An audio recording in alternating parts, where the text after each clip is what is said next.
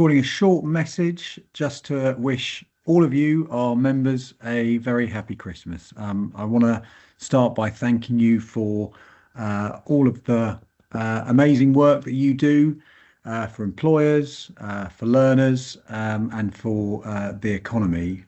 It makes a huge difference. I know 2025 has really not been an easy year. There's been so much change and uncertainty going on. So I just wanted to reflect on the year a little. What we're trying to do at AELP is create the conditions in which you, our members, can not just survive, but can thrive as well. And that, I think, means having programs that employers want, that we can deliver, that are funded properly, that are deliverable, and that work for learners and make it a joyful experience, not just a economically effective experience. And that means as well the right level of rules and regulations. I think we all accept that we do need rules and regulations, but actually getting the right level is really key to that. I'll talk about some of the specific things that we think we've brought about or that have come about in part because of what we've been doing together with your input, with your voice, your data, your insights. That's what makes AELP really work when we work well.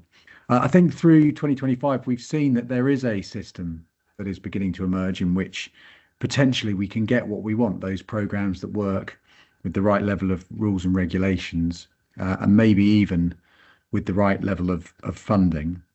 But that system is emerging. We're talking about the growth and skills levy offer coming about, assessment changes, and something settling down around how we want to do pre-work programs, and the role of devolution in that. That system is beginning to emerge, but by goodness, it has been very slow and very painful. And we are working with government to work not just on the content of what that system looks like, but actually on the process as well, by which they involve us, employers, and learners in helping to get to that new system effectively and quickly. In terms of some of the things that just that we think we're happy with, that we've achieved through this period of change. We've got the apprenticeship budget over 3 billion for the first time. We've got functional skills exit requirements removed for adults. We want that to be for younger apprentices as well. We've had some of the restrictive, sort of unnecessary restrictions softened and removed. We think got a better working relationship between the IMOD team and providers. On all of these things, of course, there is more to be done. We were really disappointed, obviously, with the defunding of level 7, but we're happy that we've kept that alive.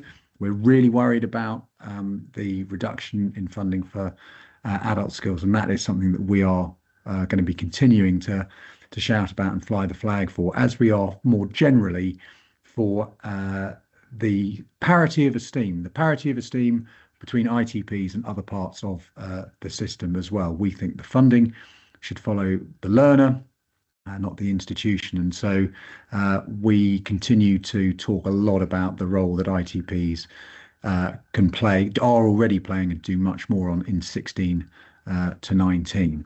So there's a lot that we've been working on, a lot more that we've got to do. Without a doubt, we're at our best, as I said earlier, when we capture and harness the voice and the energy of you, our members. And so I would, as you go into Christmas and the new year, ask you to, if you can recharge, to help us go once again in our always constructive but always determined conversations with government to help create that system, that ecosystem that we want, in which we can all flourish. So with that, I wish you a happy Christmas and a happy new year. Looking forward to working with you in 2026.